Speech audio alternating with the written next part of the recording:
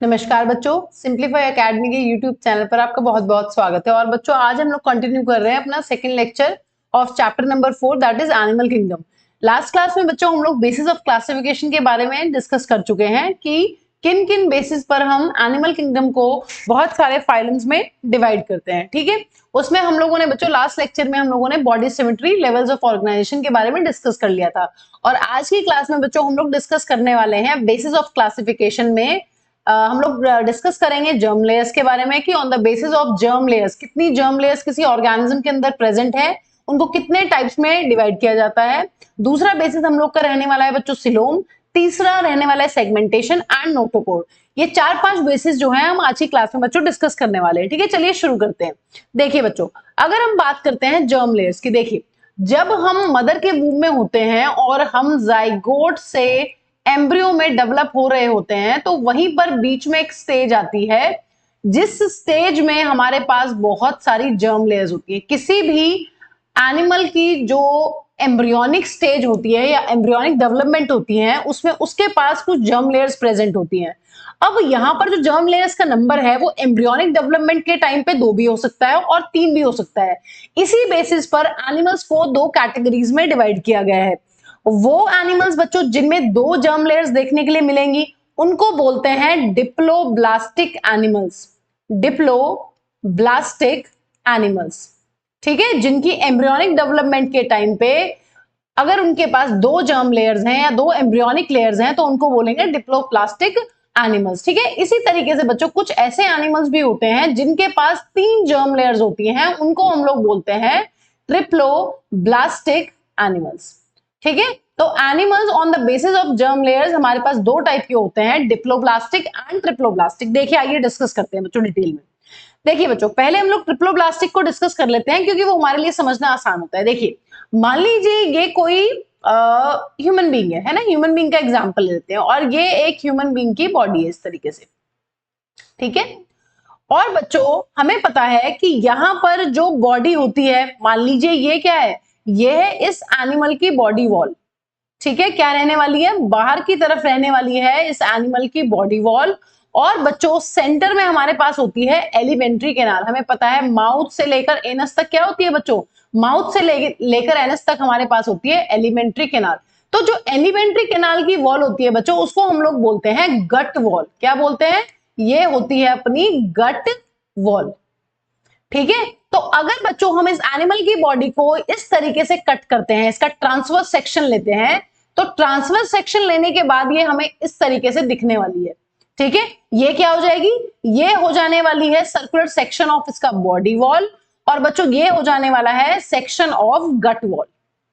ठीक है, हमें पता है किसी ऑर्गेनिज्म की बॉडी में अगर हम अपनी ही बात कर लें, हमारी बाहर क्या होगी, बॉडी वॉल होगी और सेंटर में हमारी रहती है एलिमेंट्री कैनाल। तो इस तरीके से सेंटर में जो ये एलिमेंट्री कैनाल है या गट है, ये इसकी वॉल है। ठीक है, और ये हमारी पूरी बॉडी की वॉल है। ठीक है, बात करते हैं देखिए जर्म लेयर्स की। बच्चों जब हम एम्ब्रियोनिक स्टेज में होते हैं तो जो हमारी गट वॉल होती है वो इस तरीके से बहुत स्पेशल टाइप के सेल्स होते हैं उनसे कवर्ड होती है। इसको हम लोग बोलते हैं बच्चों endoderm. Gut wall is covered by endoderm, है ना, सेल्स होती हैं जो एंडोडर्म को बनाती हैं, उनसे कवर्ड होती है। इसी तरीके से अगर हम बात करते हैं अपनी बॉडी वॉल की बच्चों, body wall is covered by specialised cells. इन सेल्स को हम लोग बोलते हैं बच्चों क्या, इनको बोला जाता है एक्टोडर्म। ठीक है, यहां पर जो सेल्स हैं वो एक जर्मिनल लेयर बनाते हैं मिलकर, उसको हम लोग बोलते हैं ectoderm. Gut wall is covered by endoderm. Endoderm क्या है, एक जर्मिनल लेयर है या फिर एक एम्ब्रियोनिक लेयर है। ठीक है, बहुत सारी लेयर्स ऑफ सेल भी हो सकती हैं यहां पर इस तरीके से बच्चों। और इसी तरीके से जो अपनी एक्टोडर्म होती है उसकी भी बहुत सारी लेयर्स ऑफ सेल्स यहां पर हमें देखने के लिए मिलती हैं। तो ये देखिए हमने यहाँ क्या बना लिया है, हमने यहाँ बना ली है 2 जर्म लेयर्स। लेकिन बच्चों अगर हम बात करते हैं ट्रिप्लोब्लास्टिक ऑर्गेनिजम्स की, हम अपनी भी बात करते हैं, तो हमारे अंदर 3 लेयर्स हमें देखने के लिए मिलती है। यहाँ पर एक्टोडर्म और एंडोडर्म के बीच में बहुत सारी सेल्स होती हैं और ये सारी सेल्स मिलकर बनाती हैं बच्चों एक तीसरी जर्मिनल लेयर या तीसरी एम्ब्रियोनिक लेयर। इसको बोलते हैं बच्चों मीजोडर्म। ये जो व्हाइट में मैंने बनाई है इसको बोलते हैं मीजोडर्म। तो इस तरीके से हमें एक चीज पता चल गई है कि किसी एनिमल की बॉडी में कितने टाइप की जर्मिनल लेयर मिलेगी, उस बेसिस पर भी हम एनिमल्स को क्लासिफाई कर सकते हैं। अगर हमें एक एनिमल की बॉडी में 3 जर्मिनल लेयर्स देखने के लिए मिल रही हैं, तो वो एनिमल्स आ जाएंगे ट्रिप्लोब्लास्टिक की कैटेगरी में। अगर हमें अभी आगे देखेंगे हम लोग, अगर हमें 3 लेयर्स नहीं मिलती है, सिर्फ 2 लेयर्स देखने के लिए मिलती है किसी एनिमल की बॉडी के अंदर या किसी एम्ब्रियो के अंदर, तो उसको कहते हैं हम ट्रिप्लोब्लास्टिक एनिमल। ठीक है, तो ये बेसिस हो सकता है। ठीक है बच्चों, अगर हम ट्रिप्लोब्लास्टिक की बात करते हैं बच्चों, तो ट्रिप्लोब्लास्टिक एनिमल्स होते हैं हमारे platyhelminthes to chordata. Platyhelminthes to chordata. अगर हम प्लेटीहेल्मिन्थ्स से लेकर कॉर्डेटा तक सभी एनिमल्स की बात करते हैं, तो ये सभी के सभी फाइलम्स जो होंगे, इनके जितने भी एनिमल्स होंगे वो सभी कहलाएंगे ट्रिप्लोब्लास्टिक। इनके पास 3 जर्मिनल लेयर्स मिलने वाली हैं, तो इनको हम इस तरीके से लिख सकते हैं, the animals triploblastic are the animals in which cells are arranged in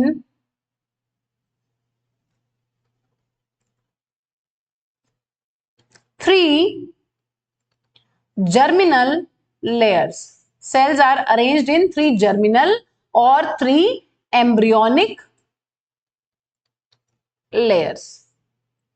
ठीक है, यहां पर क्या है, यहां पर जितनी भी सेल्स प्रेजेंट हैं वो सारी की सारी सेल्स जो हैं एम्ब्रियो के अंदर मिलने वाली हैं 3 जर्मिनल लेयर्स के अंदर। ठीक है, क्या नाम है बच्चों लेयर्स का, अपना जो लेयर्स का नाम है वो हो जाने वाला है यहां पर सबसे बाहर वाली जो होती है उसको हम लोग बोलते हैं एक्टोडर्म। सबसे बाहर जो जर्मिनल लेयर मिलने वाली है वो क्या कहलाएगी बच्चों, एक्टोडर्म।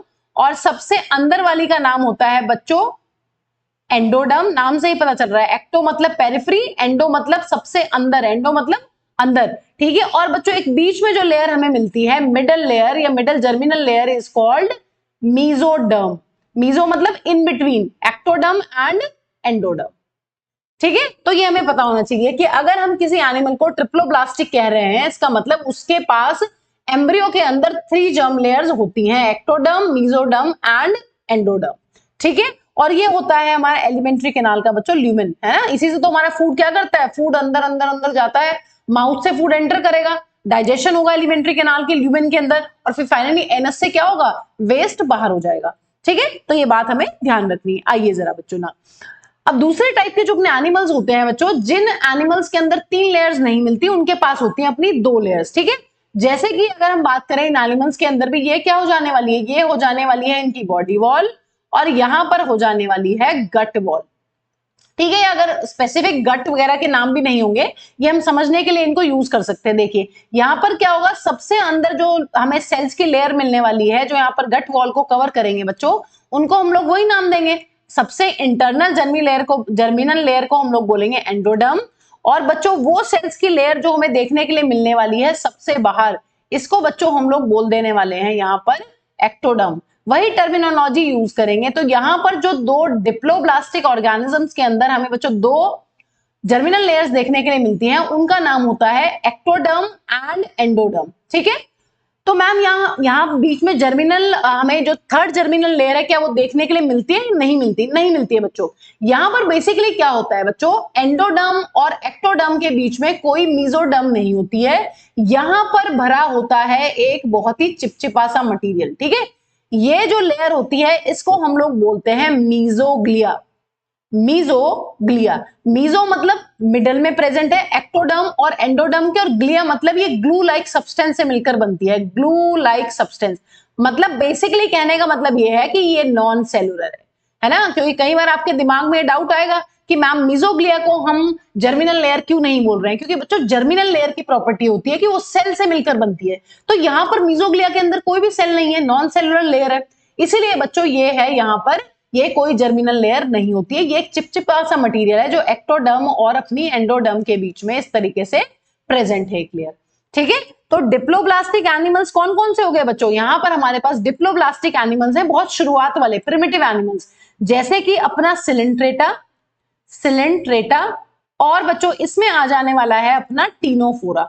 सिलेंट्रेटा और टीनोफोरा बच्चों दोनों फाइलम्स जो हैं वो इंक्लूड करते हैं सारे के सारे डिप्लोब्लास्टिक एनिमल्स को। ठीक है, पॉरीफेरा में हमें यहाँ पर 2 जर्म लेयर्स देखने के लिए मिलती है। क्यों, क्योंकि पॉरीफेरा में कोई भी टिश्यू नहीं बनती, यहाँ पर जो सेल्स होते हैं वो ग्रुप नहीं बनाते, इसलिए पॉरीफेरा नो जर्म लेयर्स या नो जर्मिनल लेयर्स। यहां पर जर्मिनल लेयर्स का कोई कॉन्सेप्ट ही नहीं है, इसलिए पॉरीफेरा को ना हम डिप्लोब्लास्टिक में रखते हैं ना हम रखते हैं ना डिप्लोब्लास्टिक में। ठीक है, तो डिप्लोब्लास्टिक के एग्जाम्पल क्या हो जाने वाले बच्चे, सिलेंट्रेटा एंड टीनोफोरा। ठीक है, अब आ जाते हैं डिप्लोब्लास्टिक की डेफिनेशन पे। यहां क्या होगा, इन दीज एनिमल्स cells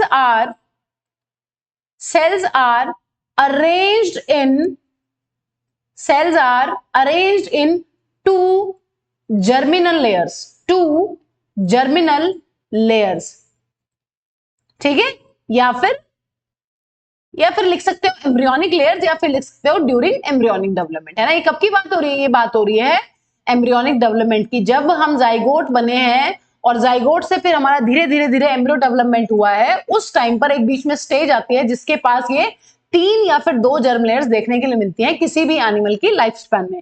तो यहां पर बच्चों क्या हो जाएगा, यहां पर भी अपनी 2 लेयर्स हैं, है ना, तो 2 लेयर्स का क्या नाम है, जो अपनी इंटरनल लेयर है उसका नाम वही है, उसको क्या बोल देंगे, इंटरनल जर्मिनल लेयर का नाम है बच्चों एंडोडर्म, और जो अपनी एक्सटर्नल जर्मिनल लेयर है उसका नाम है बच्चों एक्टोडर्म।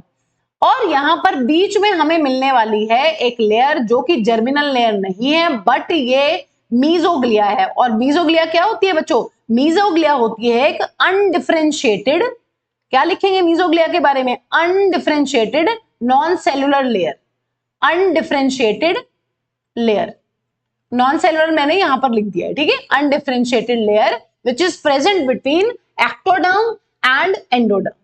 ठीक है बच्चों, तो हम क्या पढ़ रहे हैं, हमने ये पढ़ लिया है आज की क्लास में कि हम एनिमल्स को जो है वो क्लासिफाई कर सकते हैं on the basis of germ layers, कि जब उनका एम्ब्रियोनिक डेवलपमेंट हो रहा होता है तो किसी एनिमल के एम्ब्रियो के अंदर 2 जर्म लेयर्स प्रेजेंट है या फिर 3 जर्म लेयर्स प्रेजेंट है। अगर 3 प्रेजेंट है तो एनिमल आ जाएगा ट्रिप्लोब्लास्टिक की कैटेगरी में, अगर 2 जर्म लेयर्स हैं तो आ जाएगा डिप्लोब्लास्टिक की कैटेगरी में। डिप्लोब्लास्टिक ऑर्गेनिजम्स के अंदर एक्टोडर्म और एंडोडर्म के अंदर एक स्पेशल लेयर प्रेजेंट होती है अनडिफरेंशिएटेड नॉन सेलुलर, जिसका नाम होता है मीजोग्लिया। क्यों इसको नॉन सेलुलर बोलते हैं या क्यों इसको जर्मिनल लेयर नहीं बोलते, क्योंकि ये सेल से मिलकर नहीं बनती है। ठीक है बच्चों, ये बात ध्यान रखनी है। जो हमारे प्रिमिटिव फाइलम्स हैं सिलेंट्रेटा एंड टीनोफोरा वो होते हैं डिप्लोब्लास्टिक की कैटेगरी में, और बाकी सभी के सभी phylums platyhelminthes, aschelminthes, annelida, arthropoda, mollusca, echinodermata, hemichordata, ठीक है, एनकॉर्डेटा, ये सारे के सारे फाइलम्स किसमें आ जाएंगे बच्चों, ये सभी के सभी आ जाएंगे अपने ट्रिप्लोब्लास्टिक एनिमल्स की कैटेगरी के अंडर। ठीक है, चलिए नेक्स्ट देखिए बच्चों, ये एनसीईआरटी का डायग्राम दिया हुआ है, ये आप सभी को पता होना चाहिए। ठीक है, ये कौन सा डायग्राम है, ये है ट्रिप्लोब्लास्टिक। देखिए इसके अंदर हमें सेलुलर लेयर मीजोडर्म देखने के लिए मिलती है, सबसे बाहर एक्टोडर्म और सबके अंदर है अपनी एंडोडर्म। लेकिन अगर हम डिप्लोब्लास्टिक एनिमल्स की डायग्राम की बात करते हैं बच्चों, यहां पर देखिए, यहां पर कोई भी सेल्स नहीं बनाई गई है। क्यों, क्योंकि जो मीजोग्लिया होती है वो होती है एक नॉन सेलुलर लेयर। तो आपको एनसीईआरटी के डायग्राम बच्चों पहचानने आने चाहिए। देखिए यहां पर सेल्स बने हुए हैं, यहां पर कोई सेल नहीं बने हैं, इसका मतलब ये मीजोग्लिया का डायग्राम है। ठीक है, तो यहां पर आपको ये बात ध्यान रखनी है। आइए बच्चों अब बात कर लेते हैं बच्चों basis of classification, that is coelom. Coelom किसको बोलते हैं, देखिए सिलोम बेसिकली बच्चों क्या होता है, अगर सिलोम की डेफिनेशन की बात करें, it is the body cavity lined by mesoderm। देखिए ऐसी बॉडी कैविटी जो मीजोडर्म से लाइंड होती है दोनों तरफ से, उसको हम सिलोम बोलते हैं। देखिए अगर हम यहाँ पर डायग्राम में बात करते हैं, हमने अभी पढ़ा है कि बहुत सारे एनिमल्स जो होते हैं वो ट्रिप्लोब्लास्टिक होते हैं। उनमें क्या होता है बच्चों, इस तरीके से यहाँ पर जो गट वॉल को कवर करती हैं सेल्स, उनको हम लोग बोलते हैं एंडोडर्म, और जो हमारी बॉडी वॉल को कवर करती हैं बच्चों सेल्स, उनको हम लोग बोलते हैं इस तरीके से एंडोडर्म। ये क्या हो गई है, ये हो गई है एक्टोडर्म। बाहर की तरफ, जो सबसे बाहर की तरफ जर्मिनल लेयर प्रेजेंट है उसको कहते हैं एक्टोडर्म, जो मैंने यहां पर व्हाइट में बनाई है। और जो हमारी गट वॉल को कवर करते हैं सेल्स या जर्मिनल लेयर, उसको हम बोलते हैं एंडोडर्म। और हमने पढ़ा है कि यहां पर बीच में स्पेशल सेल्स होती हैं जिनको हम लोग बोलते हैं कौन सा बच्चों, यहां पर होती है मीजोडर्म। देखिए अब जो अपने ट्रिप्लोब्लास्टिक एनिमल्स होते हैं बच्चों जिनके अंदर मीजोडर्म प्रेजेंट होती है, उनमें क्या होता है, यहां पर बॉडी कैविटी बनती है। ठीक है, अगर मैं आपको यहां पर ड्रॉ करके दिखाऊं तो यहां पर हमें पता है यहां पर क्या मिलने वाली है, यहां पर हमें सेल्स मिलने वाली है, उन सेल्स का नाम है मीजोडर्म। लेकिन कुछ स्पेशल एनिमल्स होते हैं जिनमें ये मीजोडर्म जो है बीच में बॉडी कैविटी बनाती है। देखिए कैसे, किस तरीके से, अगर हम बात करें यहाँ पर इस डायग्राम में तो ये हो जाने वाली है अपनी एंडोडर्म। ठीक है, मैं एक ही लेयर बना रही हूँ बच्चों, और बहुत सारी सेल्स हो सकती हैं यहाँ पर, और ये मैंने बनाई है अपनी एंडोडर्म। ठीक है, अब यहां पर क्या होने वाला है, यहां पर होने वाला है इस तरीके से बच्चों, यहां पर भी कवर्ड है मीजोडर्म से, और इस साइड से भी मीजोडर्म से ये कवर्ड है, और बीच में अगर हम ध्यान से देखें तो यहां पर बन गई है बच्चों अपनी बॉडी कैविटी। ये क्या है, ये है बॉडी कैविटी। बॉडी कैविटी मतलब खाली जगह। खाली जगह की क्या जरूरत है ना, खाली जगह की क्या जरूरत है, यहां पर बच्चों प्रेजेंट होंगे अपने सारे के सारे ऑर्गन्स, हमारे सारे के सारे ऑर्गन्स, हमारा स्टमक, हमारा लीवर, हमारा पैनक्रियाज, हमारा स्मॉल इंटेस्टाइन, है ना, हमारे लंग्स, ये सब कहां पड़े हुए हैं, ये सारे के सारे पड़े हुए हैं इसी बॉडी कैविटी के अंदर। तो यहां पर बहुत सारे एनिमल्स हैं जिनके अंदर ट्रू सिलोम या सिलोम देखने के लिए मिलता है। सिलोम का मतलब है बच्चों ऐसी बॉडी कैविटी, ऐसा खाली जगह इस तरीके से एनिमल की बॉडी के अंदर जो दोनों तरफ से मीजोडर्म से लाइंड है ना। हमने पढ़ लिया है कि जो ग्रीन वाली लेयर है ये भी मीजोडर्म है, जो ये वाली ग्रीन वाली लेयर है ये भी मीजोडर्म है, और बीच में यहां पर है अपनी बॉडी कैविटी। तो ऐसी बॉडी कैविटी जो दोनों तरफ से लाइंड होती है किससे बच्चों, मीजोडर्म से, उसको हम लोग बोलते हैं सिलोम। तो इस बेसिस पर भी हम एनिमल्स को क्या कर सकते हैं, एनिमल्स को हम डिवाइड कर सकते हैं डिफरेंट डिफरेंट कैटेगरीज में। देखिए अब बच्चों अगर हम यहाँ सिलोम के बेसिस पर एनिमल्स को डिवाइड करते हैं तो animals can be of 3 types. पहली कैटेगरी ऑफ एनिमल्स जो होती है वो होती है बच्चों अपने एसिलोमेट्स। एसिलोमेट्स नाम से ही पता चल रहा है, ए मतलब एब्सेंस, यहां पर सिलोम एब्सेंट होने वाला है। ठीक है, दूसरी जो अपनी बच्चों कैटेगरी होती है सिलोम के बेसिस पर एनिमल्स की, उनको हम बोलते हैं स्यूडोसिलोमेट्स। यहां पर हमें एक चीज देखने के लिए मिलेगी जो होगा फॉल्स सिलोम। सीडो मतलब फॉल्स और सिलोम मतलब सिलोम, यहां पर फॉल्स टाइप का सिलोम हमें देखने के लिए मिलता है।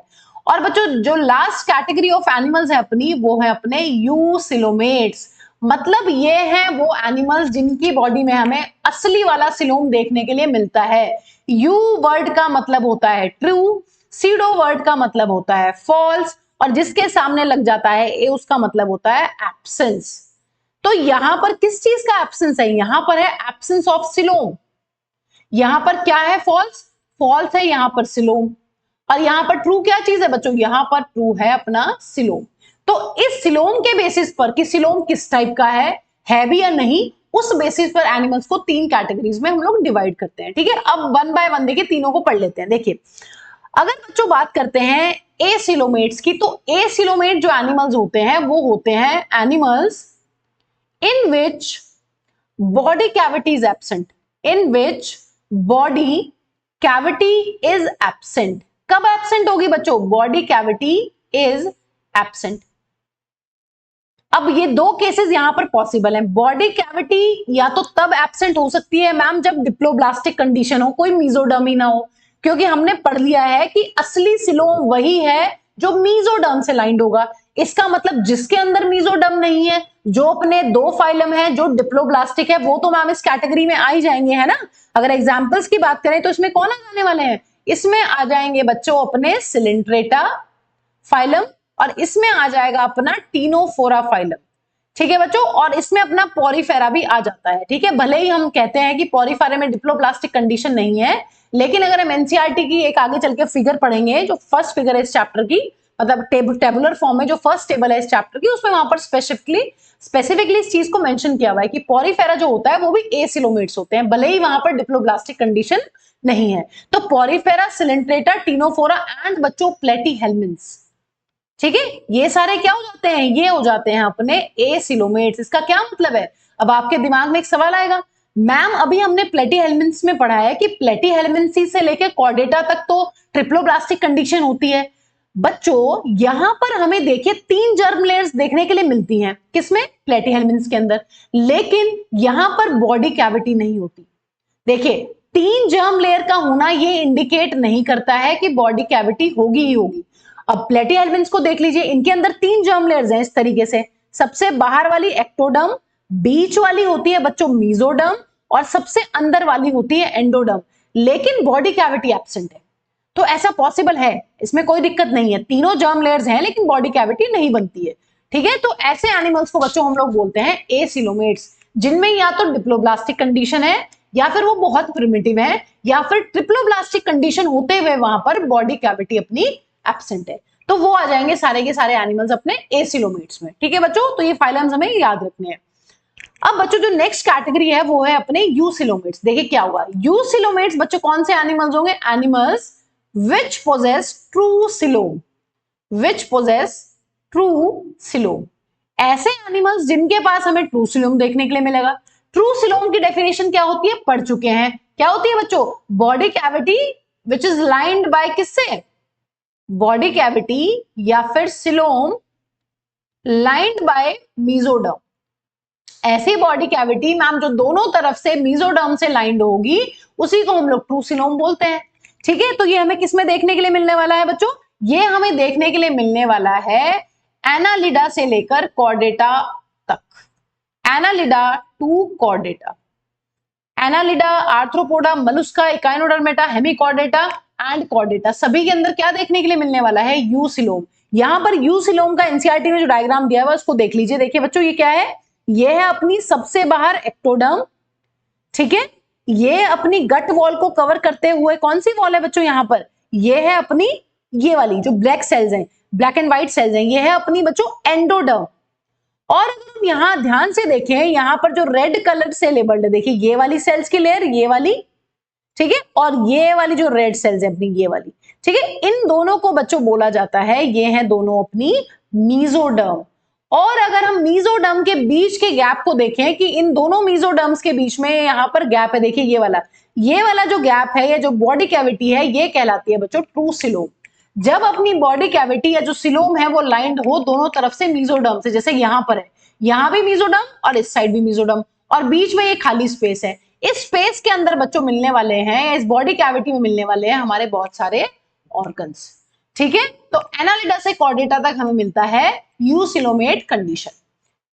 ठीक है बच्चों, अब यहां पर एक कंडीशन बची है स्यूडोसिलोमेट। अब आप कहेंगे कि मैम आपने प्लेटीहेल्मिन्थ तक तो वहां ले लिया एसिलोमेट में, आपने एनालिडा से कॉर्डेटा आपने बता दिया है कि वो यूसिलोमेट होते हैं, मैम एस्केलमेंथीज कहां आते हैं, देखिए जो एस्केलमेंथीज होते हैं बच्चों, राउंड वर्म्स होते हैं, वो आते हैं अपने सूडोसिलोमेट कंडीशन में। And it is very important question for NEET बच्चों, बहुत बार रिपीटेड क्वेश्चन है ये नीट के अंदर, तो आपको ये बहुत इंपॉर्टेंट चीज है, ये ध्यान रखनी है। देखिए स्यूडोसिलोम का मतलब होता है फॉल्स सिलोम। देखिए बच्चों ये कैसा सिलोम होता है, यहां पर बेसिकली क्या होता है, यहां पर जो बॉडी कैविटी तो होती है, बॉडी कैविटी प्रेजेंट है यहां पर, लेकिन बॉडी कैविटी जो है वो मीजोडर्म से लाइंड नहीं होती है।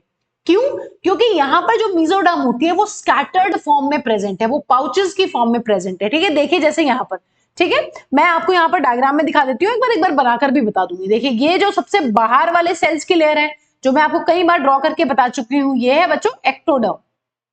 ठीक है, और जो हमारी गट वॉल को ये black and white cells label cover करती हैं, उसको हम लोग बोलते हैं बच्चों एंडोडर्म। ठीक है, और अगर आप यहां पर ध्यान से देखें मैम, यहां पर तो ये हमें कैविटी देखने के लिए मिलती है, इस कैविटी को हम लोग बोल रहे हैं बॉडी कैविटी। ठीक है, लेकिन बच्चों या फिर इसको बोल सकते हैं सिलोम। बॉडी कैविटी क्या होती है, खाली जगह, सिलोम भी क्या होता है बच्चों, खाली जगह। ठीक है, एक ही बात है। अब यहां पर देखिए जो ये रेड रेड कलर की सेल्स हैं, इस तरीके से जो पाउचेस में प्रेजेंट है, ये है बच्चों अपनी मीजोडर्म। तो मीजोडर्म यहां पर पाउचेस में प्रेजेंट है। मीजोडर्म किसी सिलोम विलोम को लाई नहीं करती है, मीजोडर्म ने तो अपने बंडल्स बनाए हुए हैं। ठीक है, तो ऐसी कंडीशन को बच्चों हम लोग बोलते हैं सूडोसिलोम। तो यहां पर क्या लिखेंगे, animals in which body cavity is not lined by mesoderm, body cavity is not lined by mesoderm। ठीक है, बॉडी कैविटी जो है, सिलोम जो है, वो मीजोडर्म से लाइन नहीं है, इसीलिए देखो इसको सिलोम तो बोल रहे हैं क्योंकि बॉडी कैविटी है, लेकिन ट्रू क्यों नहीं बोल रहे हैं, फॉल्स क्यों बोल रहे हैं, फॉल्स इसलिए बोल रहे हैं क्योंकि मैम मीजोडर्म से लाइंड नहीं है। ऐसी बॉडी कैविटी जो मीजोडर्म से लाइंड ना हो, वो सीडोसिलोम की कंडीशन में या उसके अंडर फॉल करता है, उस कैटेगरी में आता है। ठीक है, ट्रू सिलोम बच्चों उसी को बोलेंगे जब दोनों तरफ से मीजोडर्म से लाइंड होगी अपनी बॉडी कैविटी। ठीक है, animals in which body cavity is not lined by mesoderm, instead mesoderm is present in scattered pouches, in scattered pouches. ठीक है, स्कैटर्ड फॉर्म में प्रेजेंट है अपनी मेसोडर्म को, वो लाइन नहीं करती है बॉडी कैविटी को। तो आई होप आप लोगों को ये डायग्राम बिल्कुल क्लियर होगा। अगर आपको लेवलिंग के लिए आ जाए तो भी आप बता सकते हैं, और आपको बनाने को आ जाए तो भी आप बना सकते हैं। ठीक है बच्चों, तो ये ध्यान रखना है। बट सबसे इंपॉर्टेंट चीज यहाँ पर ये है, सबसे बाहर होती है बॉडी वॉल, अंदर होती है अपनी गट वॉल, और बॉडी वॉल को कवर करती है एक्टोडर्म, जो गट वॉल होती है उसको कवर करती है एंडोडर्म, और इन दोनों के बीच में अगर अपनी मेसोडर्म एब्सेंट है तो डिप्लोब्लास्टिक, मेसोडर्म प्रेजेंट है तो बच्चों ट्रिप्लोब्लास्टिक। अगर सिलोम प्रेजेंट है और सिलोम दोनों साइड लाइंड बाय मेसोडर्म है तो ट्रू सिलोम। अगर सिलोम प्रेजेंट है बट मेसोडर्म पाउचेस में प्रेजेंट है तो वो कंडीशन हो जाएगी यूसिलोम। ठीक है, तो बच्चों ये आपको ध्यान रखना है। आइए नेक्स्ट देखें। अब बच्चों जो नेक्स्ट बेसिस ऑफ क्लासिफिकेशन है वो है अपना ट्रू सेगमेंटेशन, या ट्रू सेगमेंटेशन को बच्चों आपने बोलते हैं मेटामेरिज्म, मेटामेरिज्म।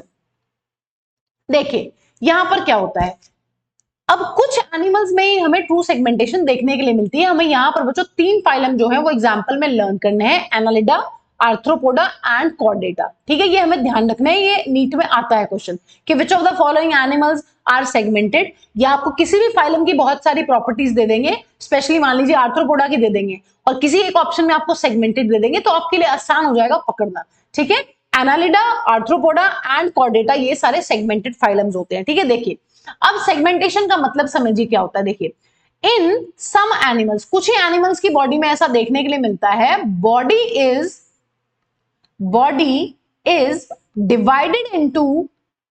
डिवाइडेड एक्सटर्नली और इंटरनली, और बोथ एक्सटर्नली और इंटरनली डिवाइडेड इनटू, नहीं, in some animals body is divided externally or internally into segments, या फिर बच्चों इन सेगमेंट्स को हम बोलते हैं मेटामियर्स। और जो ये सेगमेंट्स होते हैं क्या करते हैं, ये सीरियल रेपिटेशन शो करते हैं, serially show repetition of some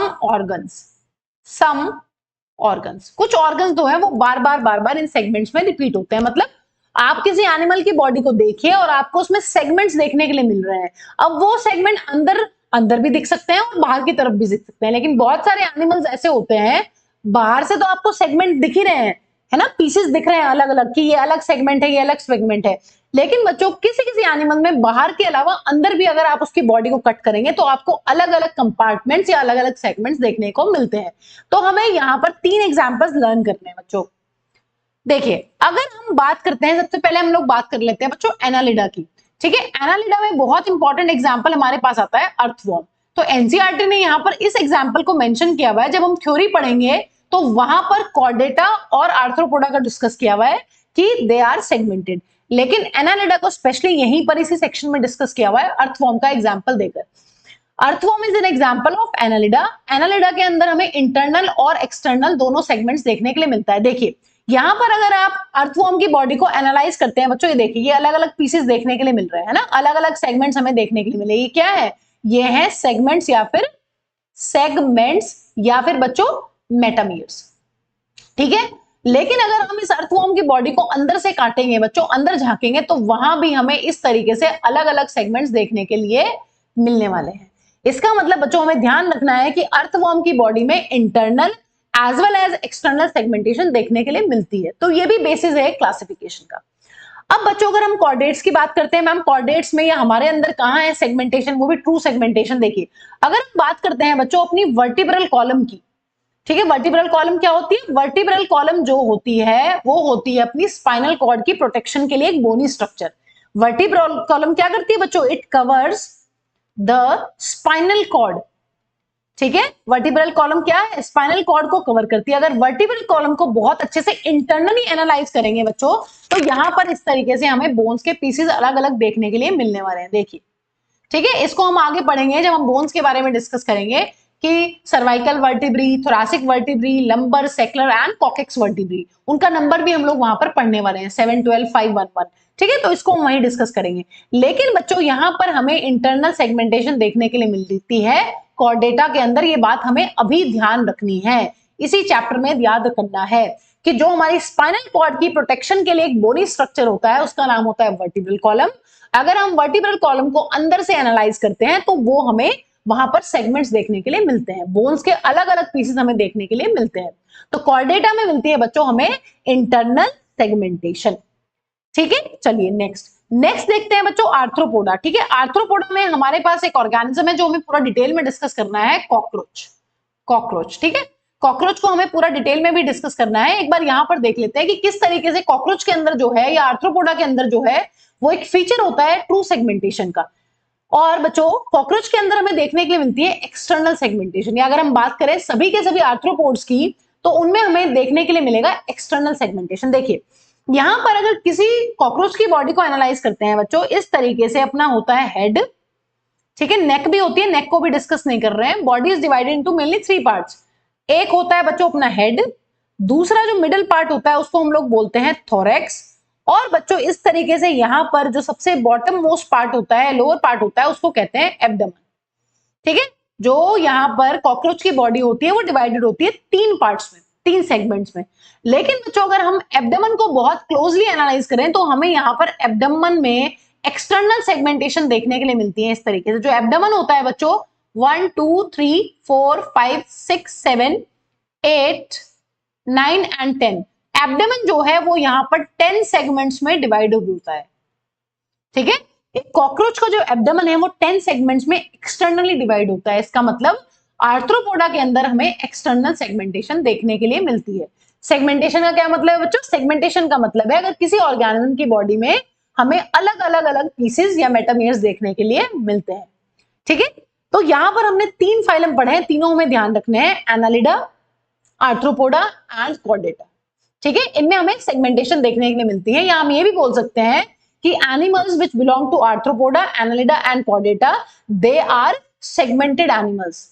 okay, चलिए नेक्स्ट बच्चों जो अपना लास्ट फीचर है, जो लास्ट बेसिस ऑफ क्लासिफिकेशन है वो है नोटोकॉर्ड। देखिए नोटोकॉर्ड क्या होती है बच्चों, अब हमें पता है कि हमारी बॉडी में जितने भी टिश्यूज होते हैं वो किसी ना किसी जर्मिनल लेयर से मिलकर बने हैं। ठीक है, एक बार इसको डिस्कस कर लेते हैं। देखिए अभी हम पढ़ चुके हैं इस बात को, हम मे भी समझ लें इसको अच्छे से।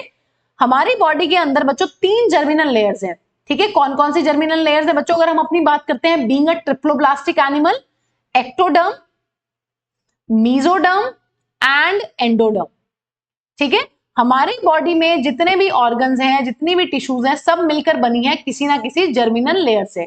अगर हम बात करते हैं बच्चों अपनी कनेक्टिव टिश्यू और मस्कुलर टिश्यू की, तो वो मिलकर बनती है बच्चों मीजोडर्म से। इसका मतलब हमारी कनेक्टिव टिश्यू और बच्चों हमारी यहां पर मस्कुलर टिश्यू जो है they are mesodermal in origin, they are mesodermal in origin. अगर बात करते हैं बच्चों नर्वस टिश्यू की, तो जो नर्वस टिश्यू है अपनी it is endodermal in origin. ठीक है, लेकिन बच्चों अगर हम एपिथेलियल टिश्यू की बात करते हैं, epithelial tissue ectodermal in origin तो है, एक्टोडर्म से तो बनती है, लेकिन बच्चों एपिथेलियल टिश्यू जो है वैसे वो सभी के सभी टाइप के ओरिजिन की हो सकती है। वो एक्टो भी हो सकती है, वो मीजो भी हो सकती है, और बच्चों वो एंडोडर्मल इन ओरिजिन भी हो सकती है।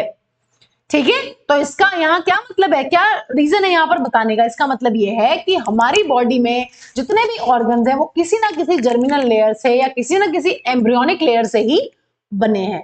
अब हम नोटोकॉर्ड में इसको क्यों डिस्कस कर रहे हैं? क्योंकि नोटोकॉर्ड जो होती है बच्चों वो होती है अपनी मीजोडर्मल इन ओरिजिन। तो बच्चों नोटोकॉर्ड क्या होती है? मान लीजिए ये कोई ऑर्गेनिज्म है, ठीक है, और ये मान लीजिए एम्ब्रियो है। ठीक है, ये हमने एक ऑर्गेनिज्म को ड्रॉ किया है जब वो अपनी एम्ब्रियोनिक डेवलपमेंट वाली स्टेज में है, और ये इस ऑर्गेनिज्म का जो है ये है वेंट्रल साइड और ये है बच्चों डोर्सल साइड। तो जब हम किसी एम्ब्रियो को एनालाइज करते हैं एनिमल में बच्चों, तो वहां पर कुछ एनिमल्स के अंदर डोर्सल साइड पर एक सॉलिड स्ट्रक्चर देखने के लिए मिलता है जिसको हम लोग बोलते हैं नोटोकॉर्ड। ठीक है, तो ऐसा हमें सभी एनिमल्स में नहीं मिलता, इसीलिए बच्चों नोटोकॉर्ड की प्रेजेंस और एब्सेंस के बेसिस पर भी हम एनिमल्स को 2 कैटेगरीज में डिवाइड कर सकते हैं। वो एनिमल्स जिनमें नोटोकॉर्ड प्रेजेंट होती है उनको बोलते हैं हम लोग कॉर्डेट्स या कॉर्डेटा फाइलम, जिन फाइलम के अंदर या जिन एनिमल्स के अंदर अपनी नोटोकॉर्ड एब्सेंट होती है उनको बोलते हैं नॉन कॉर्डेट्स, या फिर they belong to non Chordata या फिर लोअर फाइलम्स। ठीक है, अभी बता रहे हैं आगे, देखिए। ठीक है बच्चों, तो यहां पर अगर हमें नोटोकॉर्ड को डिफाइन करना हो तो क्या हो जाएगा, it is a mesodermally derived solid rod like structure. Very important properties बच्चों, सारी की सारी प्रॉपर्टीज बहुत इंपॉर्टेंट है। Rod like structure present on the dorsal side of embryo, present on the dorsal side during embryonic development, ठीक है, embryonic development के time पे तो मिलने ही वाली है। ठीक है, तो हमें क्या ध्यान रखना है, यहां पर हमें ध्यान रखना है ये सारे के सारे नोटोकॉर्ड के जो फीचर्स हैं बच्चों, सारे के सारे बहुत ही इंपॉर्टेंट फीचर्स हैं। नोटोकॉर्ड जो है वो मीजोडर्मल इन ओरिजिन है, पहली चीज। मीजोडर्म से मिलकर बनी है, सॉलिड होती है, फ्लेक्सिबल भी होती है, रॉड लाइक स्ट्रक्चर है और डॉर्सल साइड पे प्रेजेंट होता है। देखिए मैंने आपको पहले भी ये चीज समझाई है, लेकिन दोबारा समझ लीजिए। हमारी बॉडी के बहुत सारी साइड्स होती हैं, जिस साइड हमारा नोज प्रेजेंट होता है उस साइड को बोलते हैं वेंट्रल साइड। जिस साइड बच्चों हमारी स्पाइनल कॉर्ड प्रेजेंट होती है उसको बोलते हैं हम लोग डॉर्सल साइड। नोज वाली हो गई वेंट्रल साइड, स्पाइनल कॉर्ड वाली हो गई अपनी डॉर्सल साइड, और जहां पर हमारे हाथ प्रेजेंट है बच्चों इसको हम लोग बोलते हैं लेटरल साइड।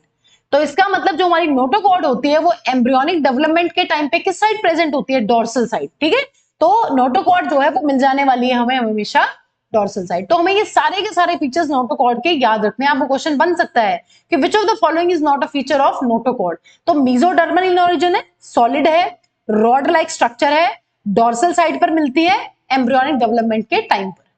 ठीक है बच्चों, ये बातें हमें ध्यान रखनी है।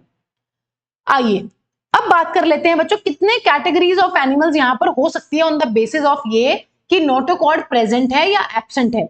अगर बच्चों एनिमल्स विदाउट नोटोकॉर्ड है, अगर एनिमल्स के पास कोई भी नोटोकॉर्ड नहीं है, वो एनिमल्स हो सकते हैं एक टाइप के, और दूसरे टाइप के बच्चों एनिमल्स वो हो सकते हैं जिनके पास हमें नोटोकॉर्ड देखने के लिए मिलती है। तो यहां पर नोटोकॉर्ड, इस बेसिस पर एनिमल्स की दो कैटेगरीज अपनी हो जाती हैं।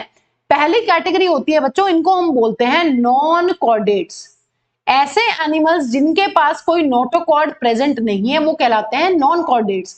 और वो एनिमल्स जिनके पास हमें देखने के लिए मिलती है बच्चों नोटोकॉर्ड, उनको हम लोग बोलते हैं कॉर्डेट्स। तो यहां पर जो अपना फाइलम कॉर्डेटा है, जो लास्ट फाइलम है, वो आ जाएगा कॉर्डेट्स के अंदर। फाइलम कॉर्डेटा, यूरोकॉर्डेटा, सिफेलोकॉर्डेटा और वर्टिब्रेटा, हमने 3 सब फाइलम पढ़े हैं इस फाइलम कॉर्डेटा के, वो सभी इसी के अंडर फॉल करेंगे। लेकिन बच्चों जो हमारे प्रिमिटिव सारे शुरुआत से लेकर हेमिकॉर्डेटा तक जितने भी फाइलम्स है वो आ जाएंगे नॉन कॉर्डेट्स के अंदर। इसका मतलब यहां पर पॉरीफेरा टू हेमिकॉर्डेटा, ठीक है, ये सारे के सारे फाइलम्स आ जाएंगे अपने नॉन कॉर्डेट्स की कैटेगरी में। Porifera, coelenterata, ctenophora, platyhelminthes, aschelminthes, annelida, arthropoda, mollusca, echinodermata, hemichordata. अगर आप एनसीईआरटी को रीड करेंगे तो यहां पर सिर्फ इकाइनोडर्मेटा दिया हुआ है बच्चों, यहां पर हेमिकॉर्डेटा मेंशन नहीं है। लेकिन जब आप पीछे हेमिकॉर्डेटा फाइलम को सेपरेटली पढ़ेंगे तो वहां पर दिया हुआ है कि it belongs to non chordates. ठीक है, तो ये बिल्कुल ठीक बात है कि नॉन कॉर्डेट्स में आते हैं पॉरीफेरा से लेकर हेमिकॉर्डेटा तक सभी के सभी फाइलम्स, और कॉर्डेट्स के अंदर आते हैं अपना फाइलम कॉर्डेटा। ठीक है बच्चों, तो यहां पर हमें यही डिस्कस करना था। अब बच्चों एनसीईआरटी में ये अलग अलग पैराग्राफ में कुछ इंफॉर्मेशन दी हुई है जो हमें ध्यान रखनी है। यहां पर कुछ फाइलम्स के लिए मार्क किया हुआ है दे आर एक्सक्लूसिवली मरीन, मतलब कुछ ऐसे फाइलम्स हैं या कुछ ऐसे एनिमल्स हैं जो बच्चों हमें सिर्फ देखने के लिए मिलेंगे मरीन वाटर में, सिर्फ और सिर्फ ओनली। एक्सक्लूसिव मरीन का क्या मतलब है, एक्सक्लूसिवली मरीन का मतलब है only found in marine water. ठीक है, सिर्फ खारे पानी में मिलने वाले हैं, जिस पानी में नमक की कॉन्सेंट्रेशन ज्यादा है वहां पर ये एनिमल्स मिलने वाले हैं। उसमें अपने ये 5 कैटेगरीज ऑफ एनिमल्स है बच्चों, हमें ध्यान रखनी है। टीनोफोरा, फाइलम टीनोफोरा जो है वो एक्सक्लूसिवली मरीन है। फाइलम इकाइनोडर्मेटा जो है अपना वो एक्सक्लूसिवली मरीन है। फाइलम हेमिकॉर्डेटा जो है वो भी अपना एक्सक्लूसिवली मरीन है बच्चों। और यहां पर एक सब डिवीजन है प्रोटोकॉर्डेटा, जिसमें हमारे दो चीजें आती हैं। इसमें आता है हमारा बच्चों सब फाइलम यूरोकॉर्डेटा, जो हमने फर्स्ट लेक्चर में भी डिस्कस किया है, हल्का फुल्का मैंने आपको बताया है ये कहां फॉल करता है। और बच्चों सिफेलोकॉर्डेटा, यूरोकॉर्डेटा और सिफेलोकॉर्डेटा, इन दोनों को मिलाकर बच्चों हम लोग बोलते हैं प्रोटोकॉर्डेटा। तो जो प्रोटोकॉर्डेट्स होते हैं वो भी अपने एक्सक्लूसिवली मरीन होते हैं। और बच्चों कॉन्ड्रिक्टीज है ना, वो फिशेस जिनका जो एंडोस्केलेटन है वो बना होगा कार्टिलेजिनस या कार्टिलेजिन से, कार्टिलेजिनस स्केलेटन। ठीक है, ऐसी fishes which have cartilaginous skeleton, तो वो भी होती हैं अपनी बच्चों मरीन। तो ये बातें हमें ध्यान रखनी है। इसके लिए हम इस ट्रिक को यूज कर सकते हैं, चेपसी।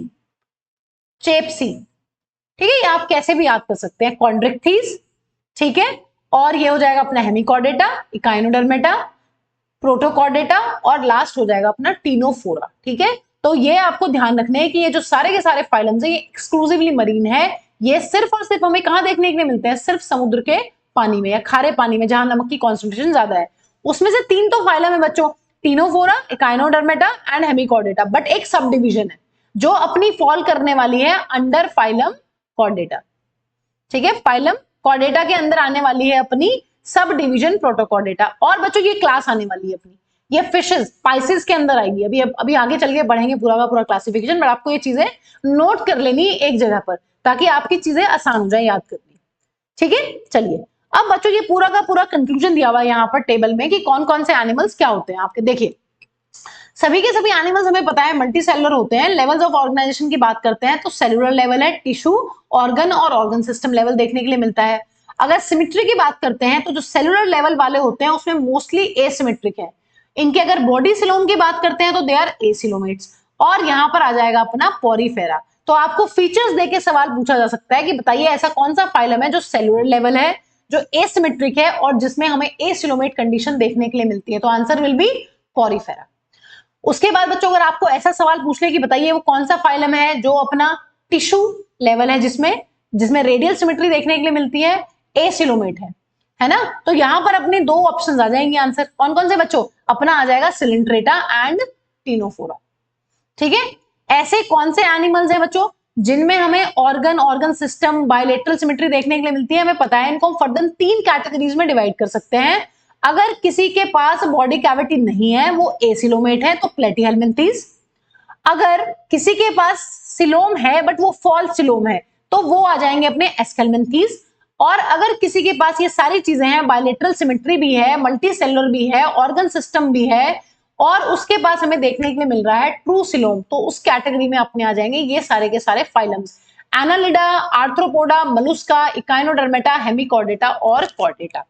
ठीक है बच्चों, ये बातें हम सभी के सभी पढ़ चुके हैं। अब यहां पर देखिए इकाइनोडर्मेटा पे स्टार बना हुआ है, ये हम कल की क्लास में पढ़ चुके हैं कि जो हमारा इकाइनोडर्मेटा होता है, इकाइनोडर्मेटा के जो बच्चों फाइलम इकाइनोडर्मेटा है उसके जो एडल्ट्स होते हैं, एडल्ट के पास हमें देखने के लिए मिलती है बच्चों अपनी कौन सी सिमेट्री, रेडियल सिमेट्री, है ना। एडल्ट के पास कौन सी सिमेट्री होती है, एडल्ट के पास होती है रेडियल सिमेट्री। अगर सेंट्रल एक्सिस से किसी भी प्लेन से आप कट करोगे तो बॉडी जो है वो 2 इक्वल हिस्सों में डिवाइड हो जाएगी किसी भी प्लेन से।